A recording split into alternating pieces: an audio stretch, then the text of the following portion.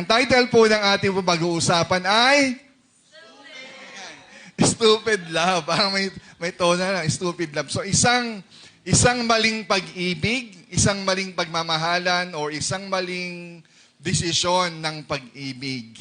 So if you are familiar with this song, ito po ay inawit or isang album ng bandang called Tokneneng, Salbakuta. So actually, sumikat po ito, no? Kasi iba po yung kanilang pong style ng rap. May mabilis, may mabagal. Yung rhythm ng kanilang beat at yung lyrics ng kanta, may hugot talaga. Diba? Nang may labak ko sa iyo, diba? Akala ko yung pag-ibig mo ay tunay. Tama ba yung ano? Pero di rin nagtagal, lumabas din ang tunay na kulay. Ang yung kilay mapagmataas, laging namimintas, pero pera ng lalaki ang kanyang winawaldas. So you know what? Yung kanta po niya, actually yung lahat po ng lyrics doon, may laman po yun, pero hindi po natin pag-aaralan yung lahat ng laman. Isa-summarize lang po natin. At sinamarize po yung sa title ng yung tinawag po nilang Stupid Love. Are you with me? So yun po yung message ng kanta, isang maling pag-ibig, isang pasaway na pag-iibigan or hindi tamang desisyon ng pag-ibig. So tayo po ay nagmamahal pwede sa kaibigan, sa magulang po natin, sa magkapatid, or sa mag-irog man, or sa mag-asawa. Yun po ang pag-ibig na pwede po natin i-apply ito. So titignan po natin, hindi po sa principle ng kanta, kundi especially, lagi po natin pinag-aaralan sa principle po ng salita ng Diyos. Okay, so all of us are wishing, lahat po tayo nangangarap, and we are hoping for a perfect love or what we call perfect relationship. Tama po ba? Diba, lahat tayo gusto natin yung relationship natin ay okay. Siguro kung hindi man perfect, tawagin na lang po natin yung laging yung kinukwento ang ating buhay. Gusto nating merong happily ever after. Diba? In short, gusto nating may forever. Diba? Gusto yung relationship goals natin Gusto natin sa relasyon hindi pansamandali or pansamantagal. Gusto natin talagang forever talaga. Tama ba? Tama? Gusto natin yung relationship po natin may forever. Pero you know what? Kahit asamin po natin yun, marami pa rin po sa ating mga relasyon o sa ating mga pagsasama, maaaring hindi dito, or maybe sa mo pas, nararamdaman yon na parang nararamdaman natin parang bigo pa rin. Why? Because we made a wrong actions or we made a wrong choice. Maling ginawa natin, kahit mag-asawa na tayo, or maling desisyon na nagawa po natin. Or maybe gagawin pa, dahil ito pa rin nararanasan natin, patungkol sa pag-ibig. Kaya naman tinatawag natin itong stupid love.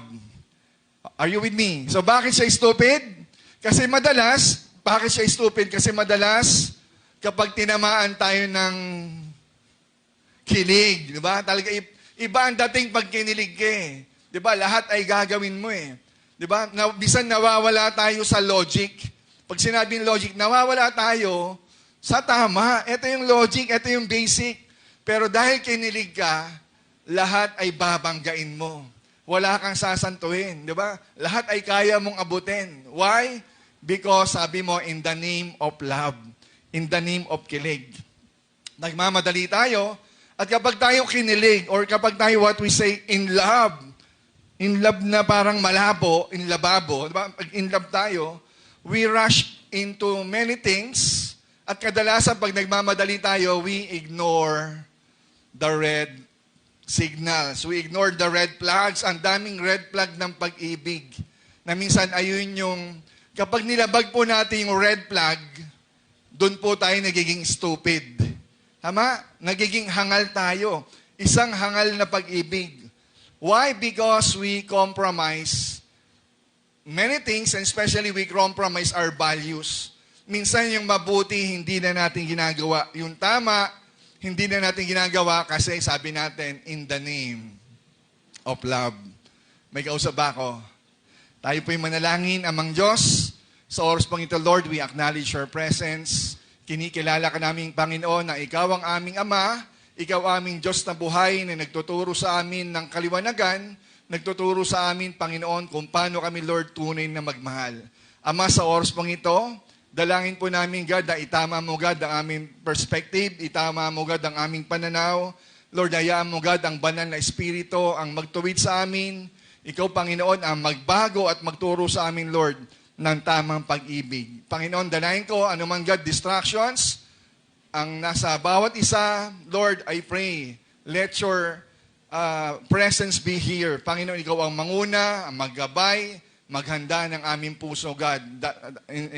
In way, Panginoon, maintindihan namin at ma-apply namin, God, yung nais mong ituro sa amin. Ama, salamat sa iyo, God, ang glory, God, for this topic. In Jesus' name, amen. Praise God. So ano pong objective natin? Ano ang ating pong goals sa ating pong topic, Stupid Love? Ibig sabihin lang, ang objective natin na sa mga susunod na araw, habi ko, hindi naman tayo perfecto. Nagkakamali tayo. O maaaring hindi pa natin nagagawa. Maybe this topic may serve as a warning sign. Maging red flag sa atin para hindi natin muling magawa. Maybe not for us or maybe sa mahal natin sa buhay or maybe sa ating mga anak. Yan, kung mayroong mga kabataan dito, isa rin po ito sa ating po magiging payo ni Pastor para po sa ating lahat. Para mabawasan po yung sakit ng ating mga puso. Nagkausap ba ako? Matuto tayo from the foolishness of our past.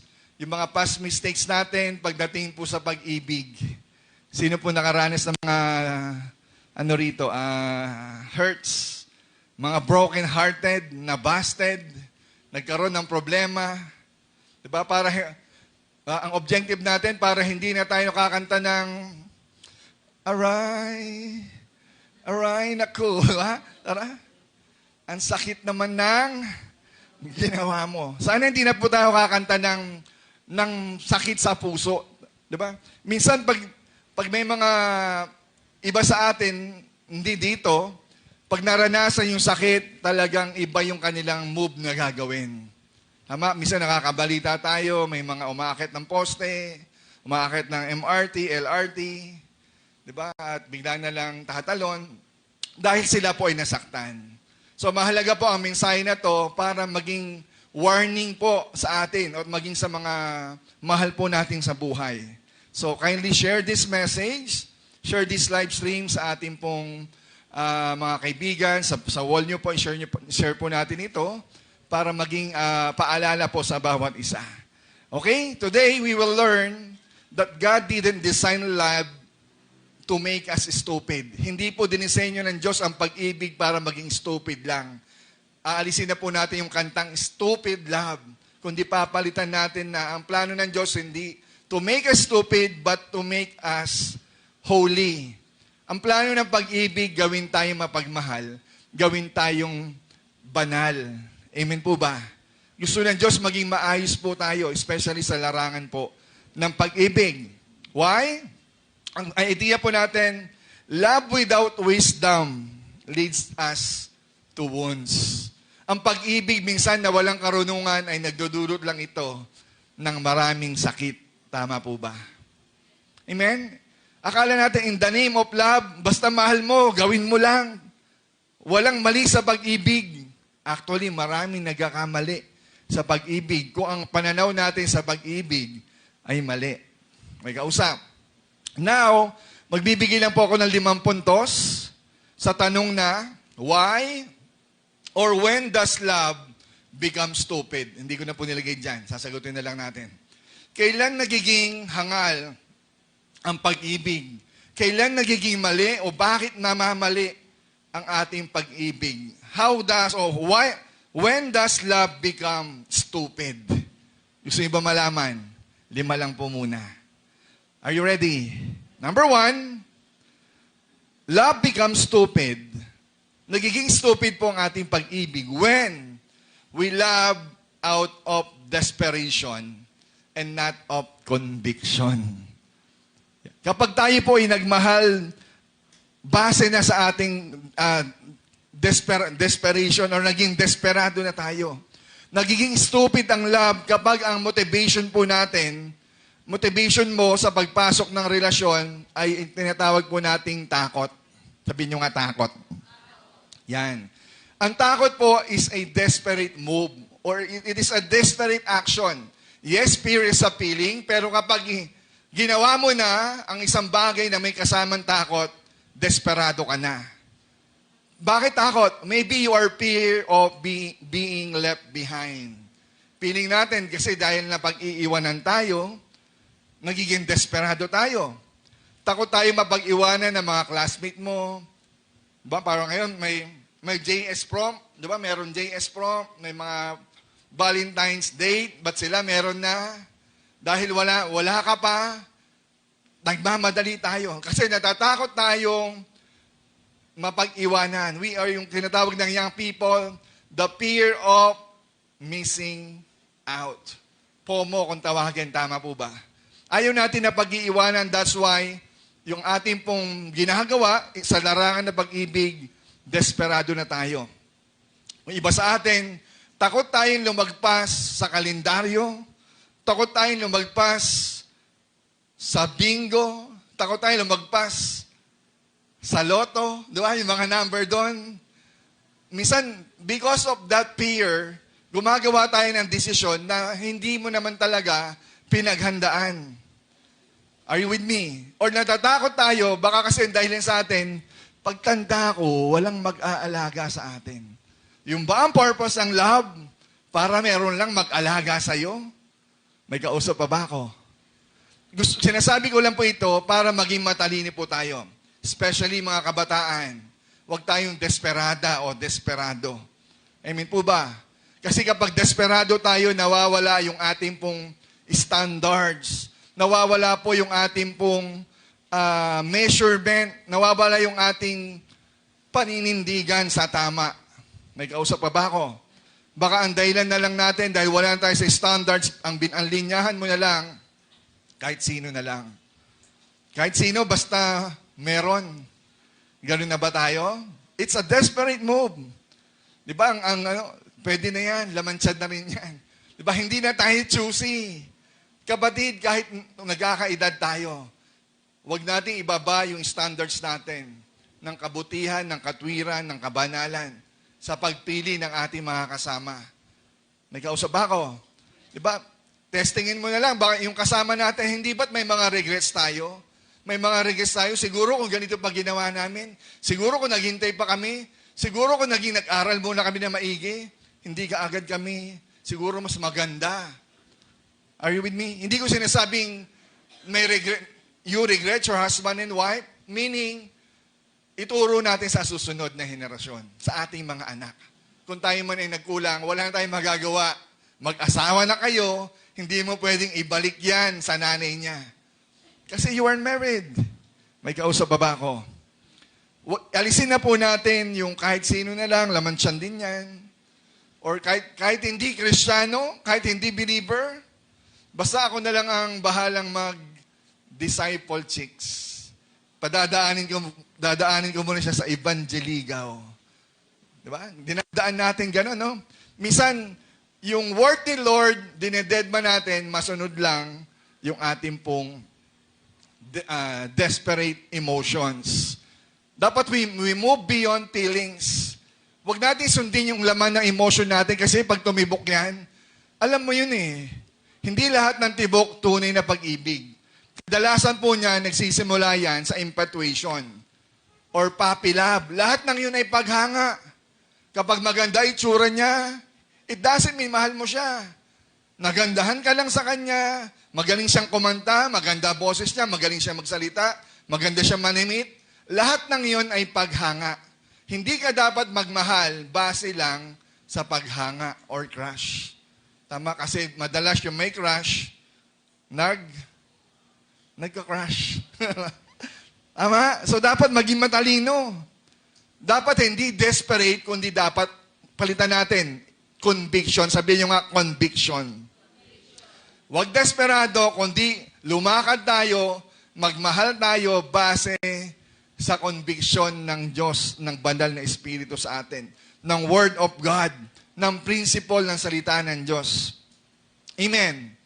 Hindi po tayo magsisettle for less, but we will wait for God's best.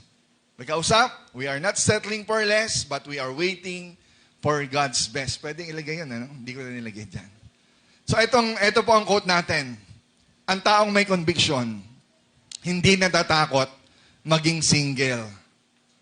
Mas natatakot siyang mapunta sa maling tao. Is that an amen?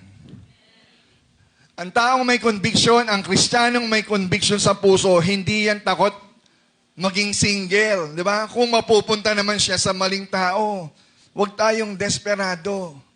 Di ba? Dapat sabihin natin, ang may conviction, ang sinasabi niya na, I am whole in Christ. Buo ako kay Kristo. Hindi natin hahanapin yung better half natin. Kasi si Kristo pa lang, kay Kristo pa lang, buo na tayo. Huwag mong hanapin yung better half mo. Kasi nasa iyo na si Kristo. Ang sasabihin mo, I am whole, whether I am single or married. Pakita mo nga, kuya. I am whole in Christ, whether I am single or married. May asawa man ako o wala, buo ako. Diba? Magsisimba pa rin ako, kahit wala ka pang jowa. Diba? Sabi na, basa ko sa quote kanina kagabi lang, magsimba pa rin kayo kahit wala kayong jowa. Kasi marami raw pag Valentine's Day, mga young people, mga single na wala pa. Diba? Topic na naman ni Pastor tungkol sa Valentine's. Kapatid, diba? Magsimba pa rin kahit walang jowa. Diba? Sabi nga ni Senator, huwag tayong maging weak. Diba? Huwag tayong masaktan kung wala. Ano ngayon kung wala ako? Buo tayo dahil kay Kristo. May kausap ako. Sanayin po natin, nasanay na tayo ng ilang taong wala. Ngayon pa ba tayo absent dahil hanggang ngayon wala pa rin? Sanayin na natin. Darating din yung panahon na yan. Ang unuuna ni Lord, tayo muna. Diba? Huwag mo hanapin yung the one. The one mo, dapat maging ko muna. Huwag mo hanapin yung Mr. Right. Ikaw muna yung maging right. Or Mrs. or Miss Right or Mr. Right. Dapat tayo muna maging right. Maging tama sa Panginoon. May kausap ako. So, sa desperation, parang ganito po yan.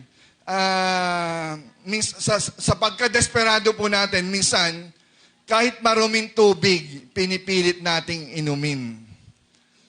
Ama, sino nakaranas ang ganyan? Dahil sa kanyang kauhawan, uhaw na uhaw siya. Yung maruming tubig, meaning this is a toxic relationship. Diba? Iinumin mo, mapawi lang yung uhaw sa loob mo ng ilang minuto. Tama? Ilang minuto ka lang uhaw. Diba? Pero pag inom mo yan, hindi lang minuto ang mararanasan mo. Pag iminom ka na, bibigyan ka nito ng sakit na dadalhin mo minsan habang buhay. May kausap ako. Dahil desperado tayo, dahil pantawid uhaw lang, ang relasyon po, hindi pantawid uhaw.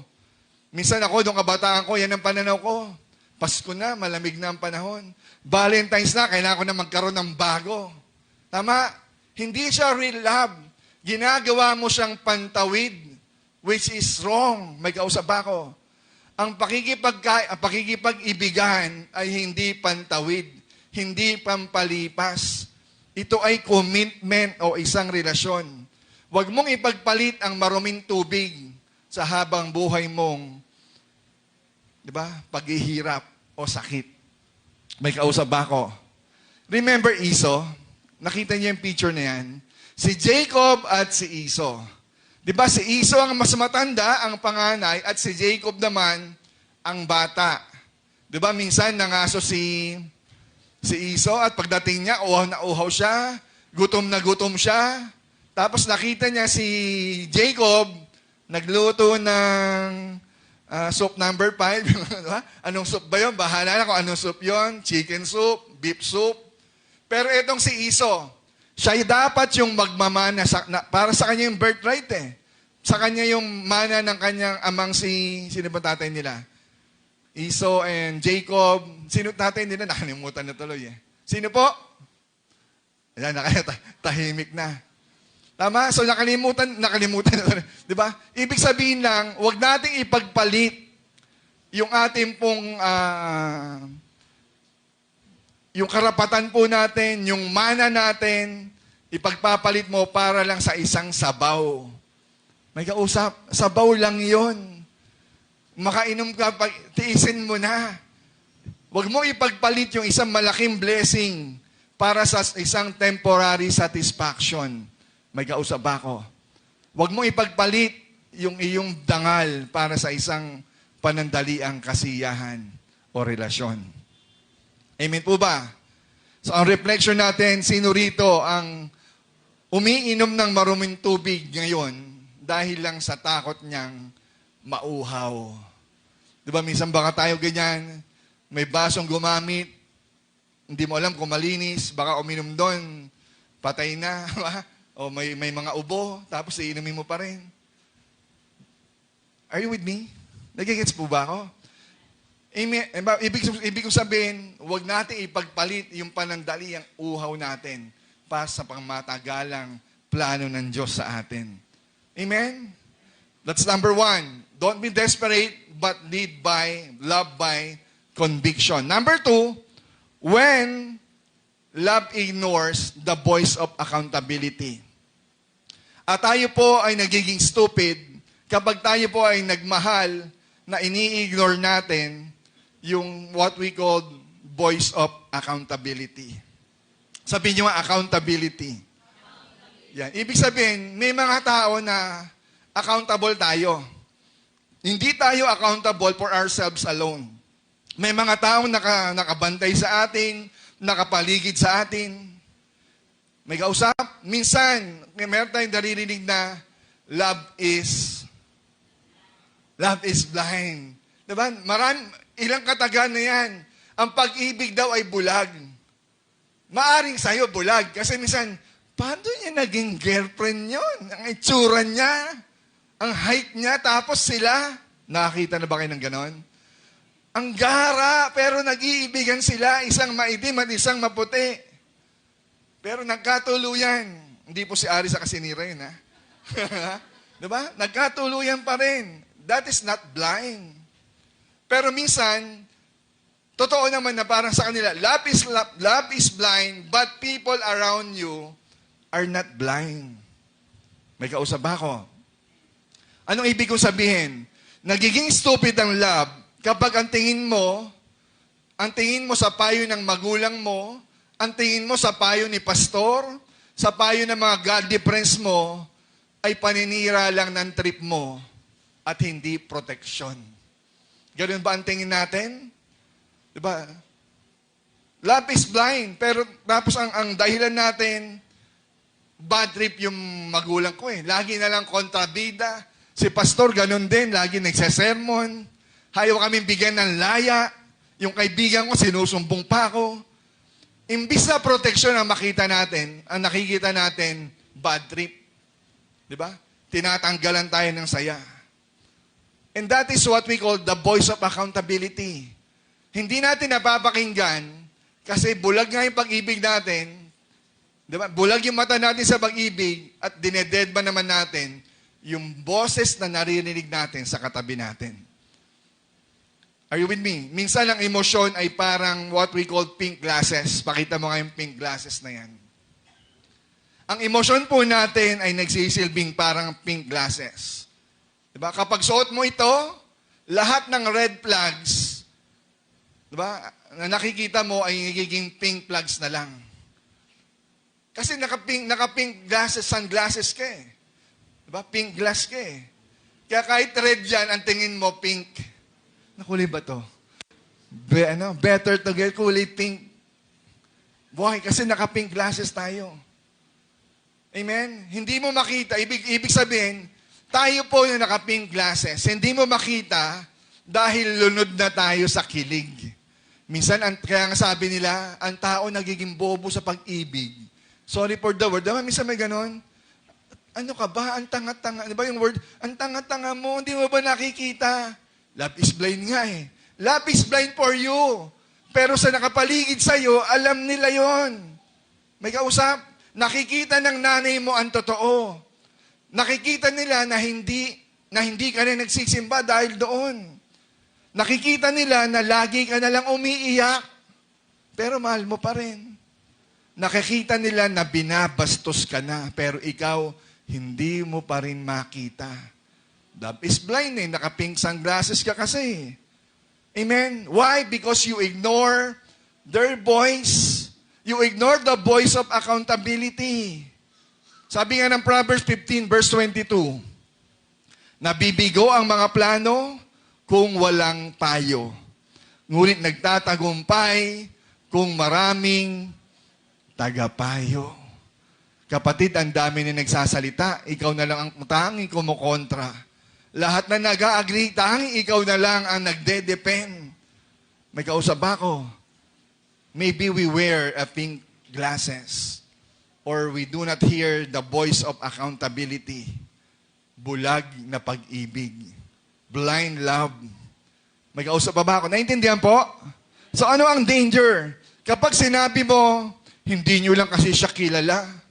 Hindi nyo siya lubusan nakikilala sa pagkakakilala ko. Minsan ganun ang dialogue ng mga diba?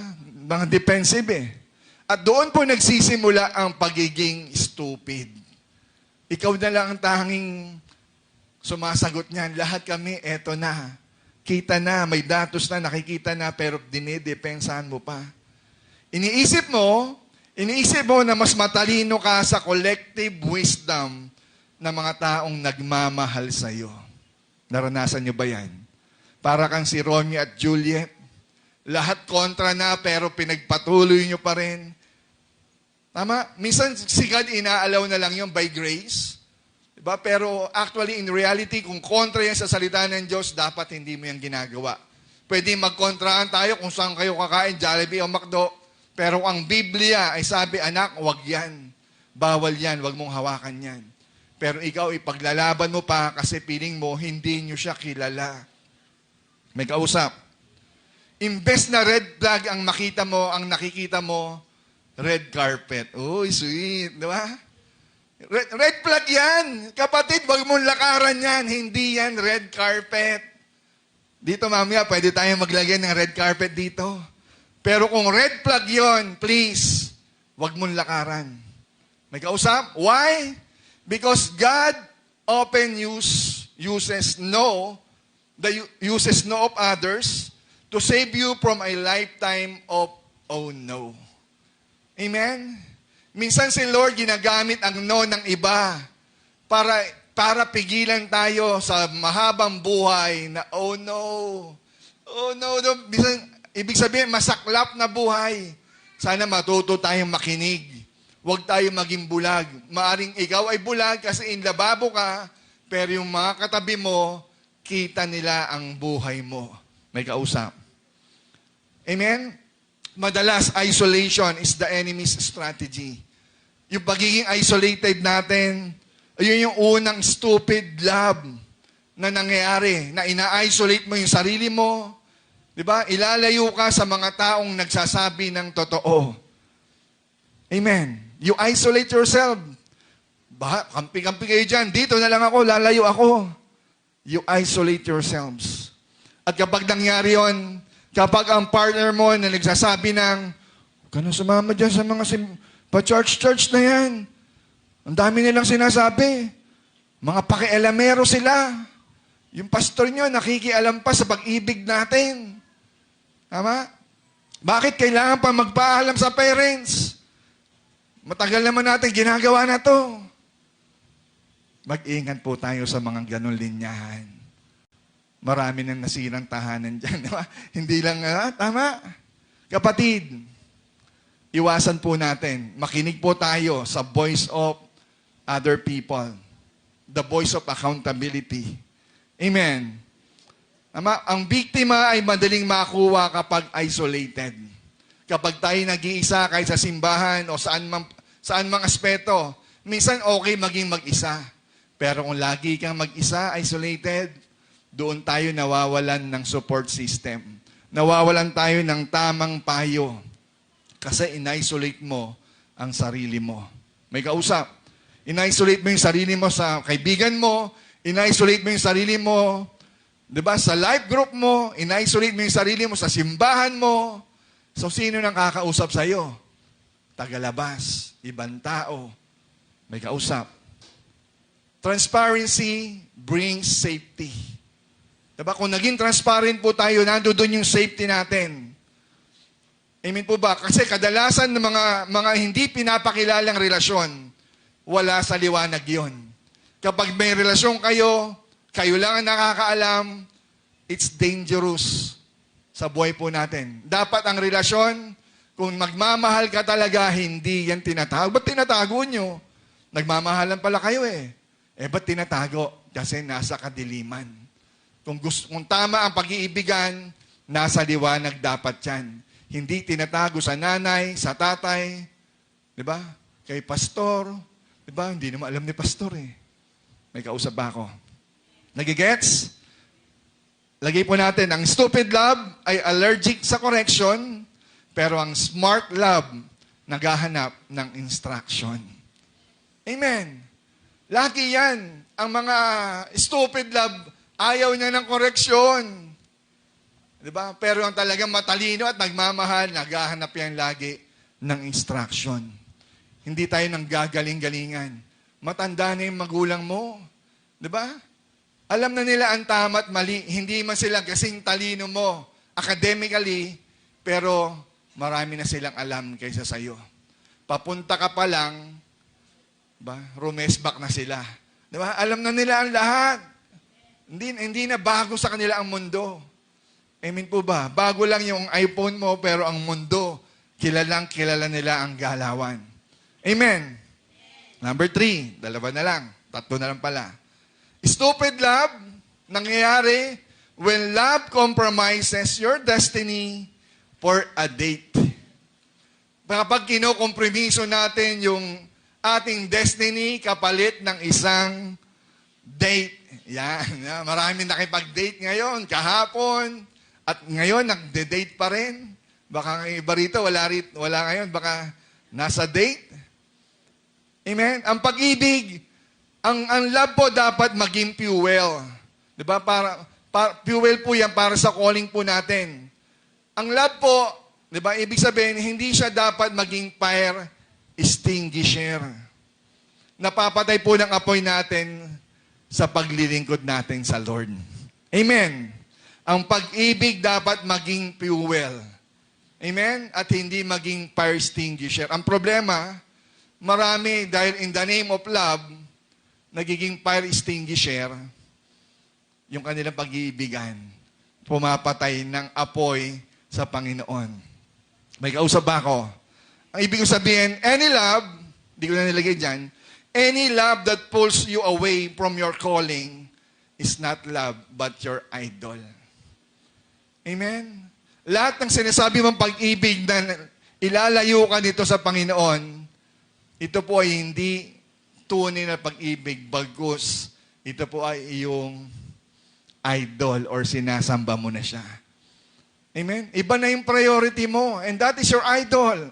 The moment na nilayo ka nito, mas priority mo isang bagay, compared kay Lord, it becomes your idol. May kausap ba ako? Diba? Yung destiny mo, napalit kasi para lang sa date mo. Dati ang priority mo si Lord, ngayon ang priority mo si crush. Diba? Si jowa, si classmate. Diba? Dati si Lord, pero ngayon iba na. Dati gusto mo Bible study, pero ngayon ang gusto mo na mag-steady. Diba? Ayaw mo na ng Bible study. Diba? Ayaw mo na ng Bible. Gusto mo na lang ng ball. Ball is life. Pero dati kasama ka pa sa Bible. Ngayon, nandoon ka na lang lagi sa ball. Dati gusto mo mag-ministry. Pero ngayon, ang gusto mo na lang mag-ministry. Ay, misis ako. Wala na akong church life. Amen? Pero dati, dahil, di ba, mahal na mahal mo si Lord. Tama? Walang mali sa pag-ibig. Mahalin mo ang asawa mo, mahalin mo ang boyfriend mo. Walang mali. Tama yon. Pero dapat yung pag-ibig na yon hindi naglalayo sa'yo sa calling mo at sa Panginoon. Amen? Maging misis ka, mag-ministry ka, pero dapat hindi mawawala ang paglilingkod mo. May kausap ba ako? Pakita natin yung quote yan. Kung ang relasyon nyo ay inilalayo ka kay Kristo, hindi yan galing kay Kristo. Why? Because God will never give you a partner who will make you love God less, who will make you love Him less. May kausap ako. Kapag ang Diyos binigyan ka ng partner, hindi niya gagamitin yon para ilayo ka. Kung siya ay para sa Diyos, sabay kayo. Maghahawak kamay kayong kasama maglilingkod. Maghahawak kamay kayong, di ba? Magsusupport sa gawain ng Panginoon. Magkasama kayo. You are better together. Hindi masayang maglingkod mag-isa. Hindi masayang umaten mag-isa. Dapat lagi kang may ka-partner, may kasama. That is the design of God. To each one of us individually. Sa isang couple, kaya nga kayong couple dalawa, hindi mag-isa. May kausap. Nagiging stupid ang love kapag handa mong i-compromise ang values mo para lang hindi ka iwanan ng isang tao. Ayun ang masaklap. Minsan maging yung values natin, pinagpapalit natin. Diba? Dati may standard ka. Diba? May standard ka sa purity, pero ba't parang nawawala? Napagpapalit mo na yung values mo. Dati may standard ka pa na yung principle ng church, ay, magbigay tayo, mag-tithing tayo. Pero ngayon, bumababa na yung standard. Nawawala na yung principle ng scripture. Why? Because naiiba. Dapat both of you, each one of you kung partner, okay lang yun kung wala kang kasama Pero kung dalawa kayo, kumikilala sa Panginoon, dapat dalawa kayong naglilingkod pa rin sa Panginoon. Amen. Maghatakan kayo, hindi pababa, kundi maghatakan kayo, papalapit kay Kristo. Amen. Huwag tayong patalo pag nilalayo tayo. Hindi. Han, punta tayo sa church. Han, gawin natin ito kasi ito ang gusto ni Lord. Amen po ba? Another one. Huwag mong ipagpalit, nalagay ko ba dyan? Huwag mong ipagpalit ang iyong destiny para sa isang date. Bakit? Ang date ay tumatagal lang ng 3 oras, pero ang destiny mo ay tumatagal ng eternity. So, ba't mo ipagpapalit yung 3 oras para sa date? Mas ilaban mo yung destiny kaysa sa pangarap lang ng isang date. Diba, minsan pansinin mo, habang tumatagal ba, ikaw ay mas lalong napapalapit sa Panginoon o mas sinusunod mo na lang yung boyfriend mo? Dito na tayo. Valentine's Day ngayon May kausap ba ako? Kilala niyo po si Samson. Diba? Ang destiny ni Samson ay maging tagapagligtas po ng bayang Israel. Pero dahil sa stupid love na naramdaman niya kay Delilah, ano nangyari? Na-compromise niya yung kanyang vow to the Lord. Na-compromise niya yung dapat na ginagawa niya. Hindi niya na ginagawa. Umiinom na ng alak.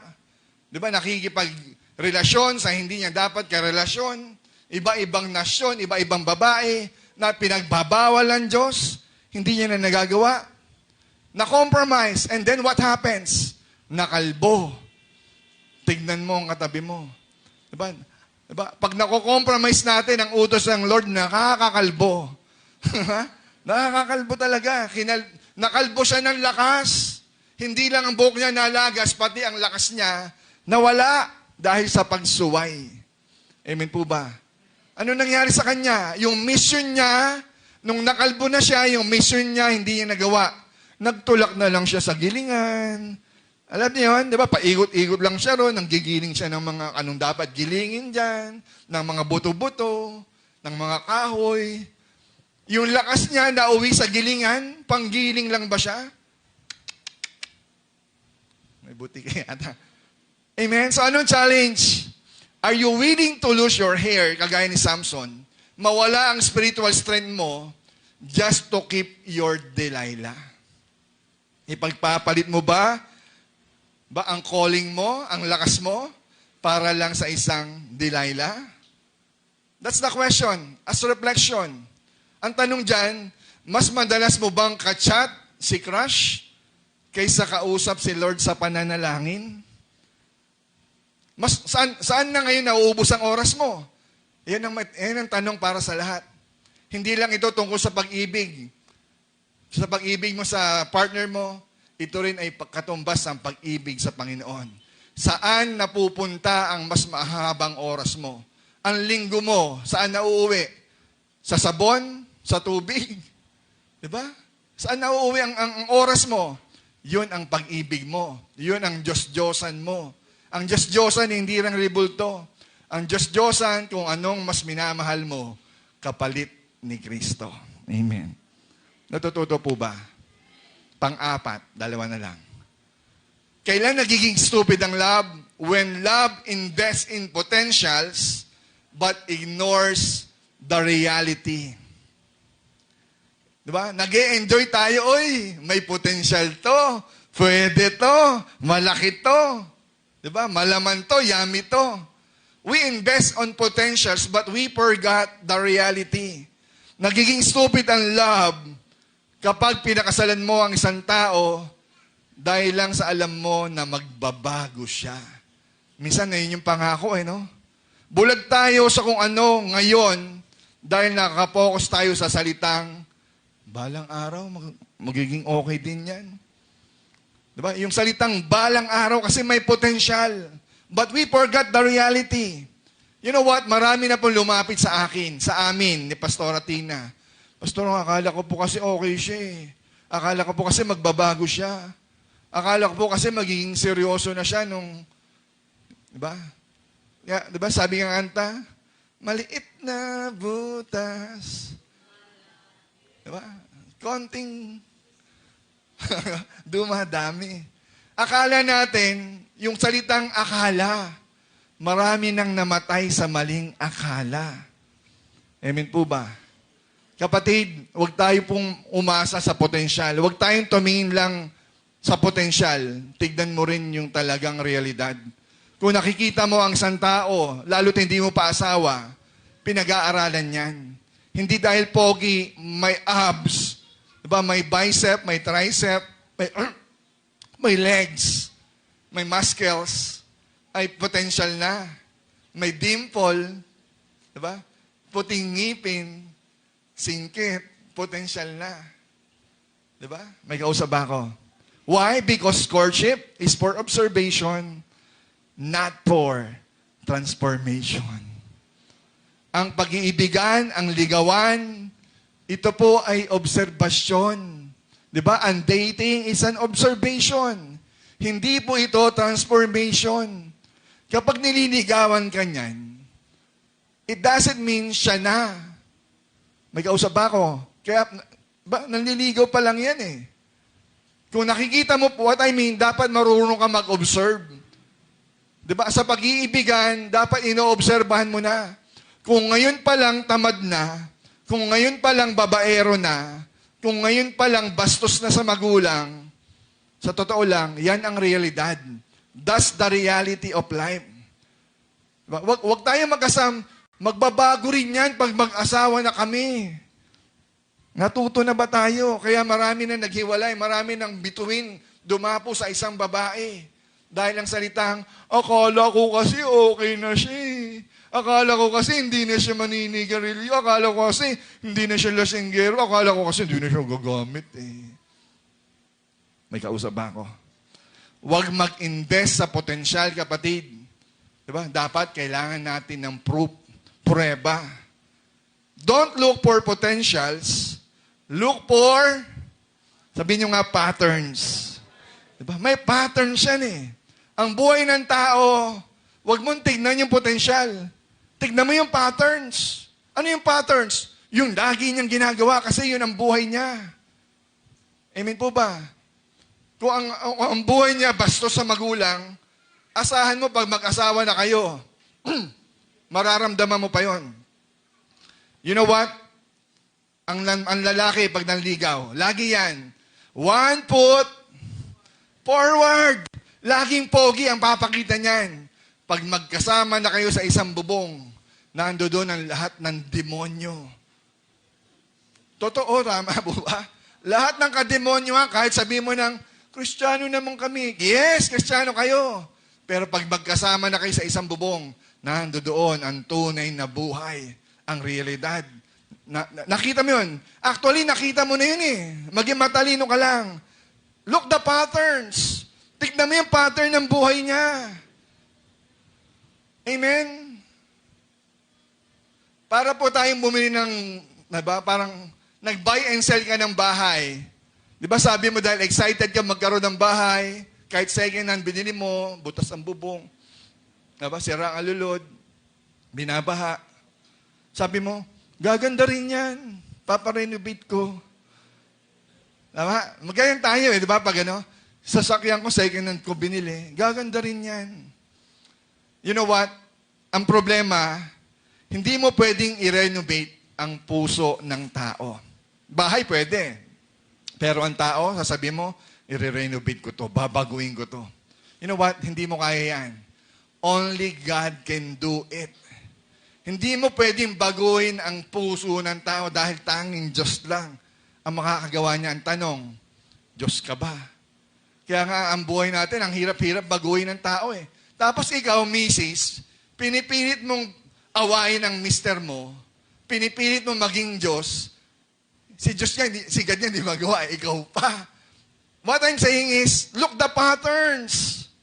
Huwag kang umasang, di ba, nag-encounter yan, okay na. Hindi po. Para kang bumili ng lumang bahay, na unting-unting guguho yan sa ulo mo, may pumapatak pala rito. Di ba? Ang tamad pala ng mister ko. Di ba? Ito pala siya. Marriage don't change people. Marriage reveals people. Amen po ba? Ang pag-aasawa, hindi nagbabago ng tao. Pwede magbago minsan, pero bago mangyari yon, look on the patterns. Ang buhay niya, ba't siya ganyan? Dati na siyang ganyan actually. Baka tinago lang sa'yo. Kasi men always first put forward. Tama, maging babae rin naman. Hindi lang naman mga lalaki first put forward, babae rin naman.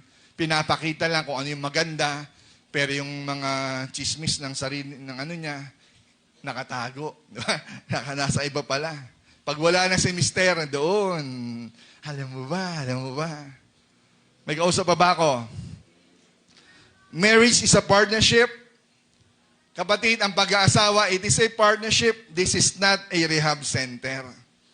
Huwag mong gawing rehab ang pag-aasawa. Kaya yung mga dalaga at binata pa rito, mag-isip-isip kayo. Nag-iisip na yung nasa likuran. Nako. Okay lang, basta ako kilala ko yung alaga ko, mababait talaga yan. So, yan. Pero mag-isip ka pa rin, ha? Huwag kang pumasok sa isang relasyon para maging nurse. Pumasok ka para maging partner. Hindi ka katulong, hindi ka nurse, hindi ka psychologist.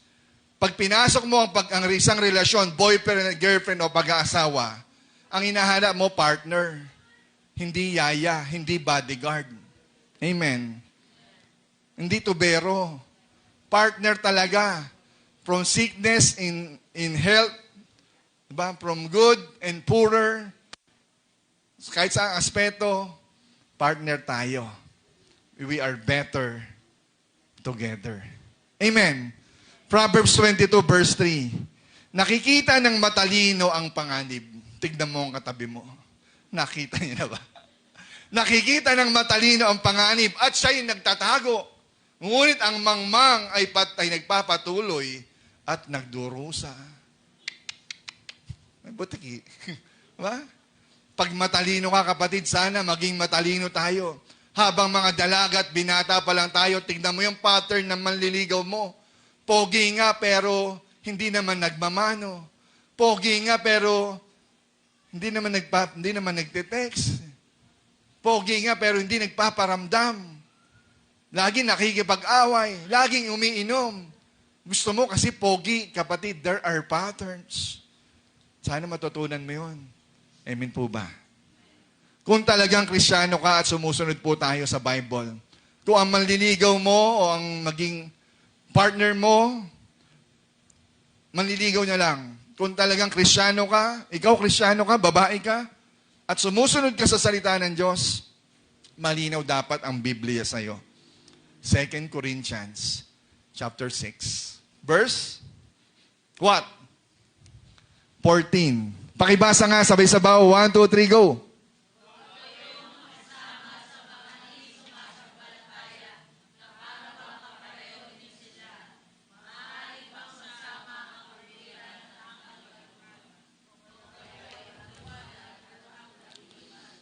Ala, grabe, no? May ganyan palang verse.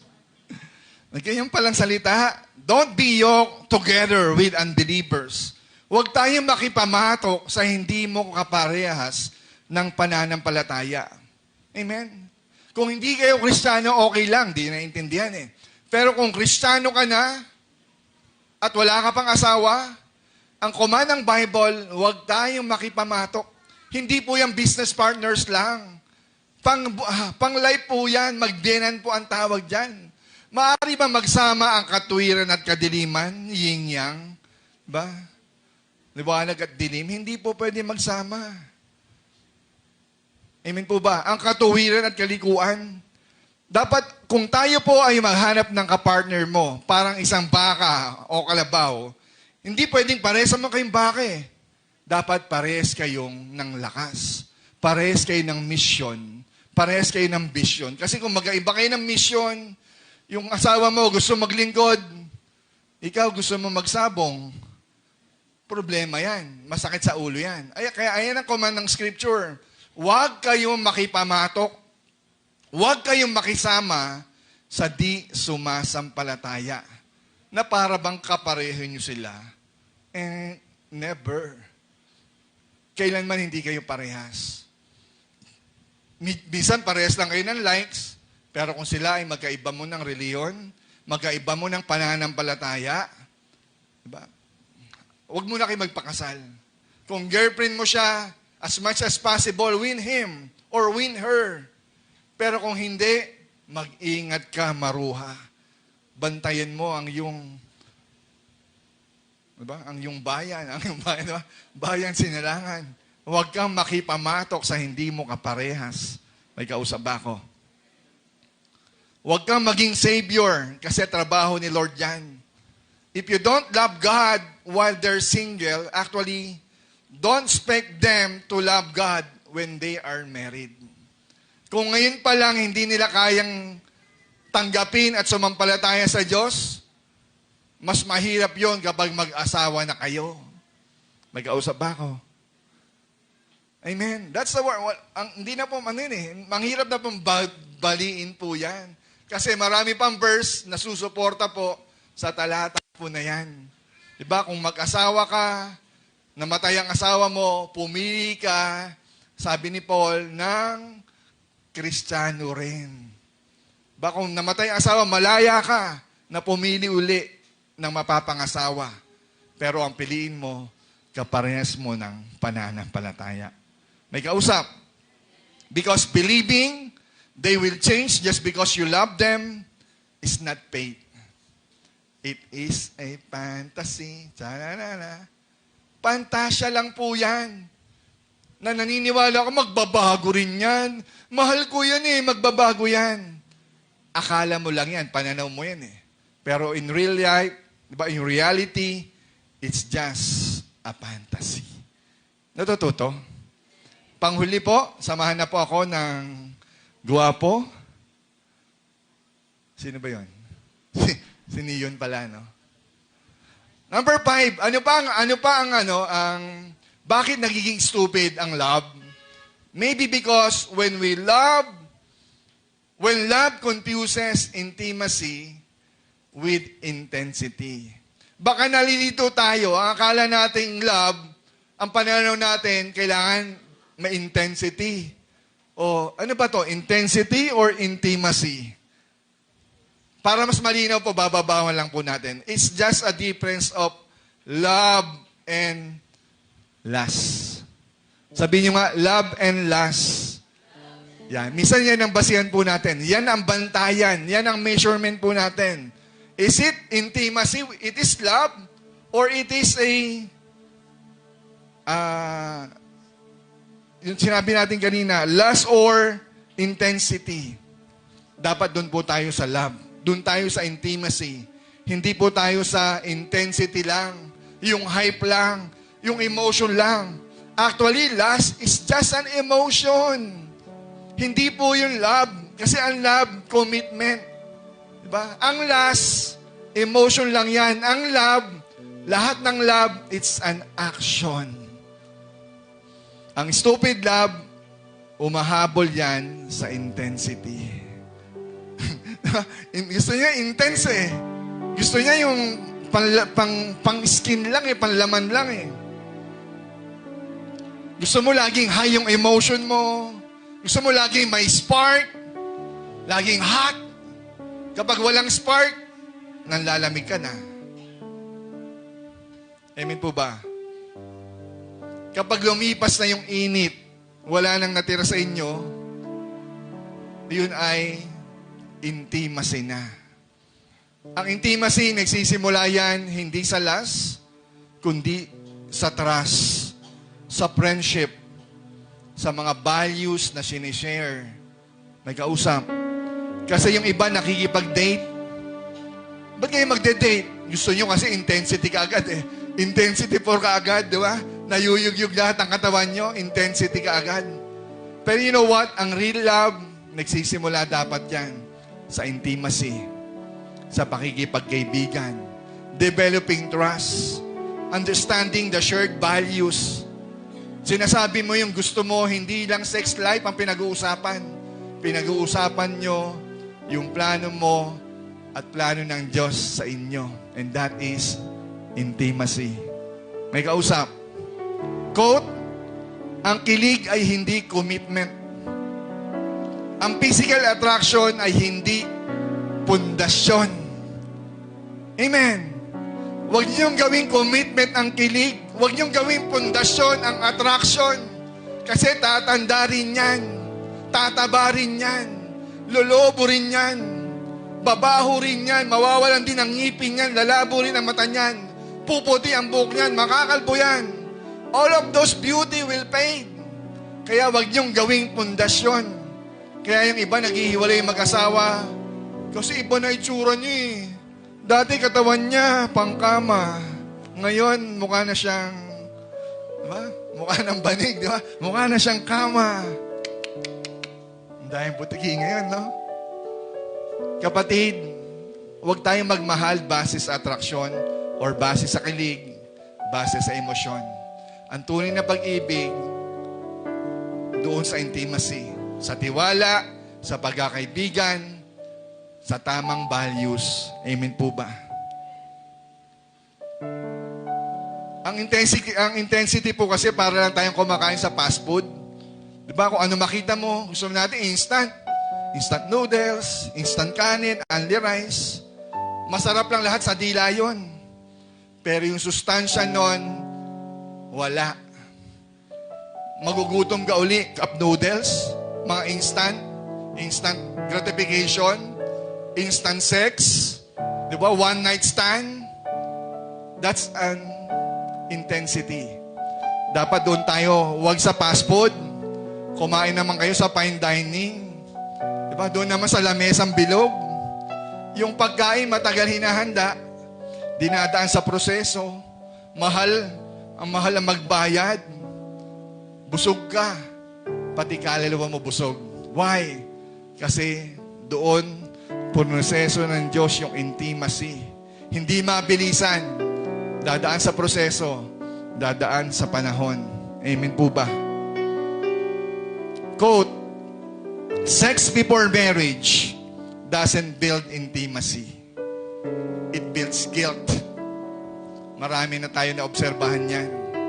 But true intimacy starts with the soul, not in the skin. May kausap. Ang totoong intimacy, nagsisimula sa kaluluwa yan, sa espiritu. Hindi doon sa balat. Pag nahawakan ka, nakukuryente ka, hindi intimacy yan. Libog yan. Diba? It's lust. Nakuryente ka. Umiwas ka dyan. That's not intimacy. That's intensity.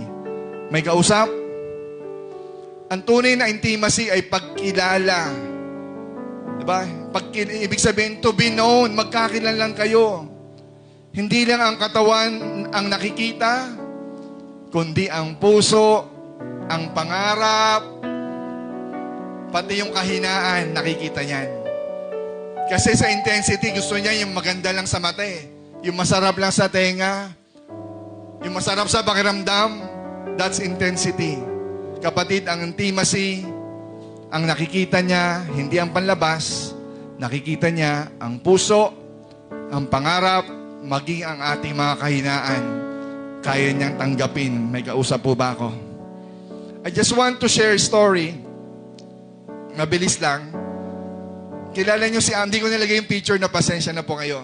Sa Bible, sa 2 Samuel chapter 13, verse 1 to 15, kukwento ko na lang. Meron po doon na kung saan si Amnon at si Tamar, sabihin niyo nga Tamar. Si Tamar po ay babae. Si Amnon po ay lalaki. You know what? Ito pong si Amnon, dahil in love siya kay Tamar, talagang totally in love siya. Patay na patay siya sa babae. Ano yung nangyari? Nung hindi niya makita si Tamar, halos magkasakit siya dahil sa kanyang pagmamahal kay Tamar. Meron bang ganun dito? Nagkakasakit ka kapag hindi mo nakatabi ang mister mo? O okay lang kapag wala ang mister mo, mas masarap nga eh.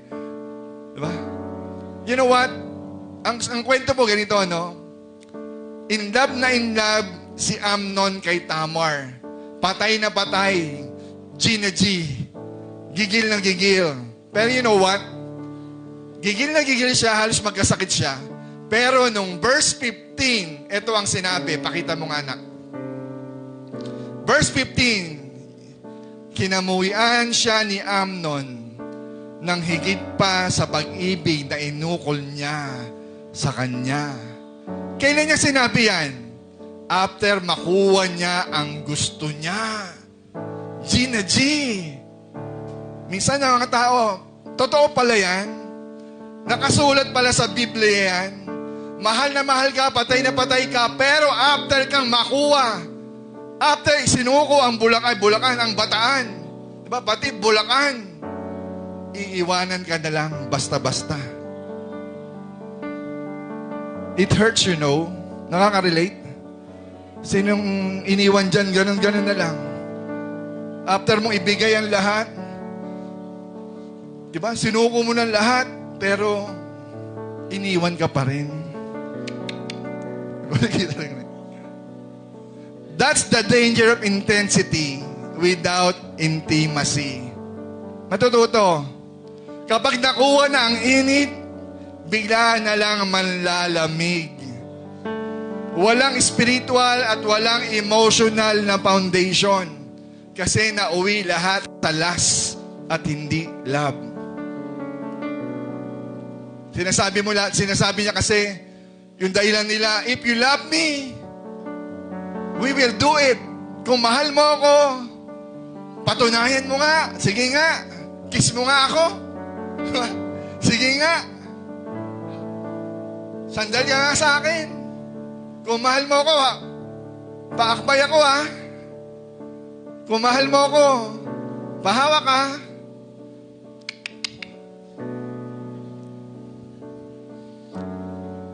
Dapat sumasagot tayo mga babae. Kung mahal mo ako, maghintay ka ng kasal. Kung mahal mo ako, igalang mo ang aking puri. Ba't ko ibibigay? Swerte mo ha? Diba? Ba't mo ibibigay ang Bataan? Ba't mo isusuko? If you love me, dadalin mo ako sa altar, Aldrin. If you love me, maghihintay ka, Aldrin. Naku, napaka-special na mensahe na to. Pinangalanan na. Kung mahal mo ako, true love waits.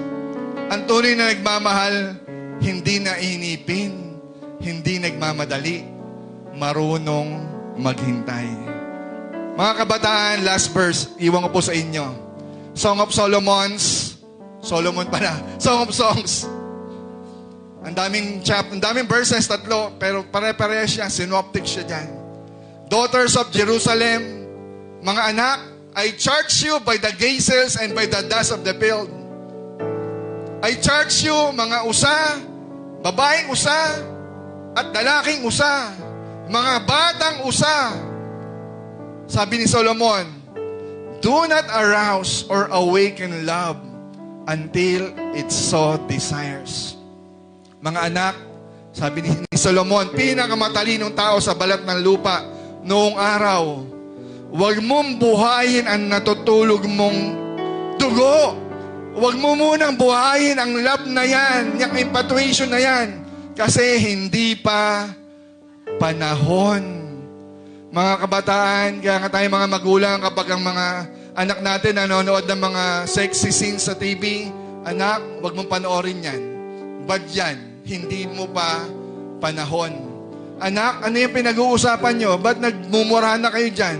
Anak, hindi mo dapat pinapanood yan. Hindi ka dapat nagbababad sa social media. Baka wala na tayong ganun eh. Baka hinaalaw na lang natin mga anak natin sa social media, sa gadget nila.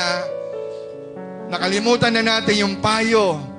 Do not awaken love until it so desires. Mga kabataan babae, mga lalaki, I know, nagmamahal kayo. Nagmahal din naman kami. Pero ang advice, wag muna.